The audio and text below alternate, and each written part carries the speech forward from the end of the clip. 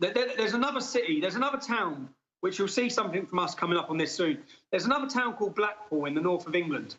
Now, the police identified one Muslim takeaway that was actually grooming, 70 young children were groomed through this takeaway. Two young girls have never been found from this, never been found. Never found? One of the girls... I mean, we're talking about girls never found. I mean, wow. One of the girls, in tape recordings, the Muslim men admitted that they chopped her up into the kebab mincing machine. Yeah, they've never been to jail. They're still running that same takeaway. Say that again. They admitted they chopped her up? They chopped her up and fed her. They chopped her up and put her into the kebab mincing machine. And then when the girl's mum went in, this has all come out, when the girl's mum went into the kebab shop, because that's where her daughter used to hang around near these shops. So when she went in to ask where her daughter was, they gave her mum and dad's free kebabs. Probably with so their they daughter. Chop her up. She's a kafir. She's a Christian. She's an animal. They chop her up and feed her to their parents. Muslims fed their dead daughter to her at kebab shop.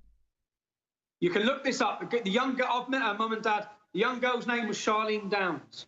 Now, when the Muslims they were taken to court, but they got off on a technicality, and they were awarded £250,000 compensation. So when they're taken to court, the court rules for them. And then the point is, the police in this undercover, in this document that come out, the police had identified 70 girls just to that one shop had been groomed. They identified up to another 100 Muslim businesses in that town that would be used. Why doesn't England create a new business where, like, you feed British girls into kebab machines? Could we do that? Well, we already are. I wonder how many other places it's happening. And that's what this latest court case, what I'm going to be in court for on Monday. I'm not in court for, I shouldn't even, I probably can't even talk too much about it, but I'll be able to talk about it after Monday, hopefully. But this is going across our country. And Muslim businesses are used as honeypots. So we know this. Well, maybe a new multiculturalism to prove you're not a racist. Maybe you should have a daughter and feed her into a kebab machine. I hate to be, I mean, I'm not to be sick, but maybe that's the new symbol of not being a bad person, is you take your child, slit their throat, and then throw them into a meat grinder. How's that sound? And even these men, when they are arrested, so this case coming up in Leeds, 29 men, they're all on bail. They're not in prison. They're all walking around the streets. In fact, many of them are still working in the same takeaways that they're using to groom the young girls. So I feel that the British public are being let down. Even when they're arresting these people, they're still not guaranteeing safety. Well, here's my question. What in the hell are British families doing? I get they're at school, they're off buses. I see it in the news. It's all confirmed. Letting their kids get around the Islamicist slavers. You have to, most of these girls that they target, what they do is they choose the victims.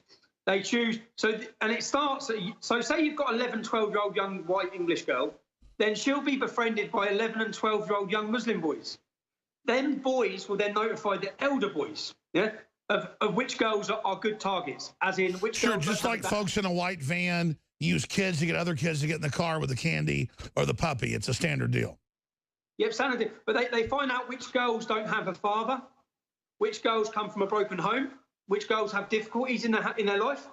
All of these things are found out. So when they go for the girl and the victim, a lot of the time, they're girls with problems. They're girls with parental problems. They're girls with home problems. And they're girls that are already... Sure, just like Sandusky and the troubled kids at Penn State. And by the way, this is in the news. You talked about it 5-6 years ago. Hundreds of raped kids, major council crises. This is in the news for new viewers. This is confirmed now. Every single bit of this is confirmed. The only problem we have is there's still we keep going to Rotherham where we can hear 1,400 girls. Rotherham is nothing compared to the other towns and cities. We only have those figures because we had a charity who kept records from all the girls. Sure, so you have trendy liberal parents that go, here's my 10-year-old daughter with a bunch of Muslim men. Let her get on the bus with them. It's liberal to have grown men take my daughter. It's trendy. After all, they're not British. They must be good. Give my daughter to them. Well, most of the time, the people who are liberal don't live where this is. That's the reality. Exactly. The reality they're the elites, the most, exactly. Yeah, the people saying that all these liberal views and how great Islam is, they live out in the countryside. Their children won't come into contact with these men or groups. It's ours. It's ours. And then the most horrifying thing, for example, I watched on the news as the Rotherham case unfolded, and I saw a young girl who I knew standing outside the police station on the report from the news reporter. And what he turned around, he said, "Now you've got all the far right turning up." Now I looked there, I know that girl. You know, I've sat down with her. She's been gang raped time and time again as a child. You know? That's a real person. So I know her story. So here she is gang raped, and now here's some elitist media calling her far right because she dares to because she dares to come out and speak about what's happened to her. Now, so they're a victim once, a victim twice, they'll be a victim again. It disgusts me. Well, the good news is, thanks to you and others, this is starting to come out. Clearly, I don't think, at least we're like rising against this. Where is it going in Europe? Where is it going in England as the world awakens to this?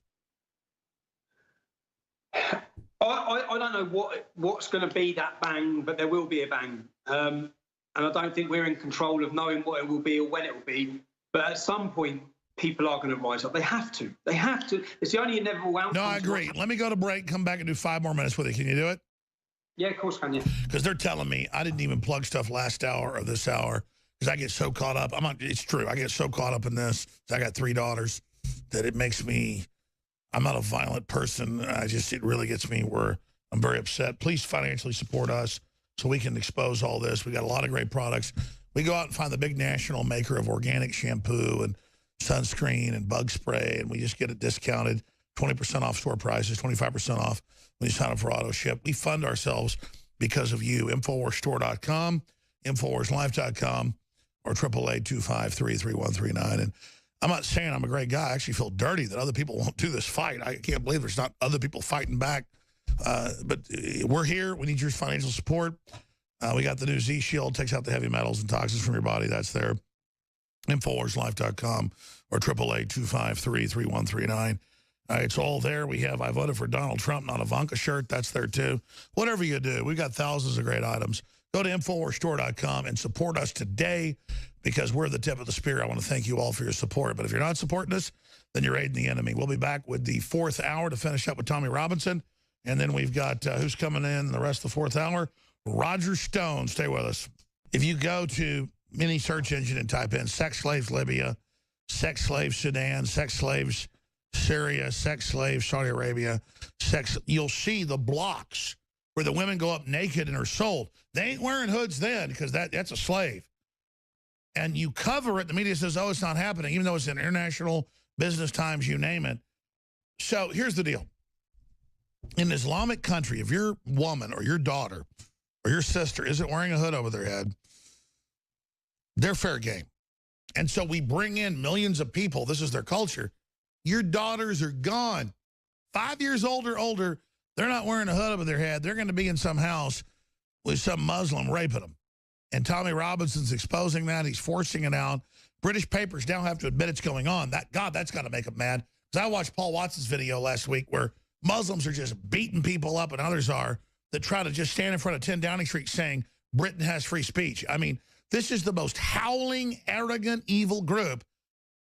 And the government is advancing them and protecting them. So, Tommy, in general, though, it's got to at least have some satisfaction for you that the worm's turning. Things you warned about a decade ago are now being admitted to. Yeah, I sense even in the last 3 to 6 months, there's a huge change happening in the public. I sense that on the reaction I'm getting everywhere I'm going. I'm getting a real, everyone is crying out for this. Everyone is wanting to support something that's highlighting it. I can't take any satisfaction. When I know all the things we warned about for so many years, I think the first time I brought this up was in 2004 about the grooming of our girls. In 2004, and I think how many victims there's been since then and allowed to have been. Another case, I don't know, if you look at a case in the city of Oxford, they changed the name of the road, the Muslim community did there, to Manzil Way. Now, Manzil translates as mosque, but to all us stupid kafar idiots, we don't know they've just named it Mosque Way. Now, where they've got a massive mosque, one young English victim was being raped repeatedly in the house directly opposite the mosque. What they did is they got an iron rod. This is all now fact. It's all come out in the courts. They got an iron rod of the letter M, and they burned it, and then scalded her bum, aged 11, because she was the property of Muhammad. That is no joke. That's what's happened. One of the other girls in the city of Oxford, when people think of Oxford, they, as I said, they think of architecture. They think of the world's best university. They think of all these things. Think again. There's another young girl. They got her tongue out on a table. And they nailed it to a table. This is real, like, it's not even just like they're raping them. They're torturing these young children. And that's what radical Orthodox Islam is slave ships and burning and marks and branding and nailing. I mean, that's who they are. Eating hearts, devil worshiping, cutting up victims, making them eat people, selling girls into sex slavery. That's Islam. Well, when you look through exactly what these men are doing, exactly what these gangs are doing, the Prophet Muhammad did.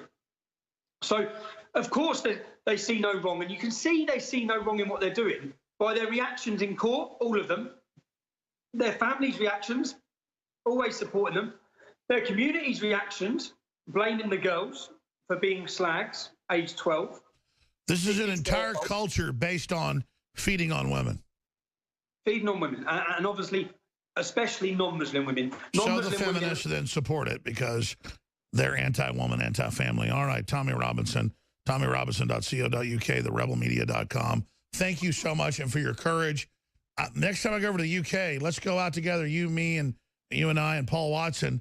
I want to document this for myself, but I got to apologize. If a guy's trying to attack the car, I may actually, you don't mind, I know you've done this yourself, a couple swings. I mean, is that okay, or will I get put in prison? No, that's fine, mate. That's fine. We'll go out. I look forward to coming over, Alex. Well, I run my mouth. We'll see how tough I am. A couple of these Muslims in their little, Puma outfits, I may have to beat the little bit of a, I mean, it will be okay if I kind of give them a couple swings? You can give them a couple of swings. All right, you're awesome. Tommy Robinson. All right, Roger.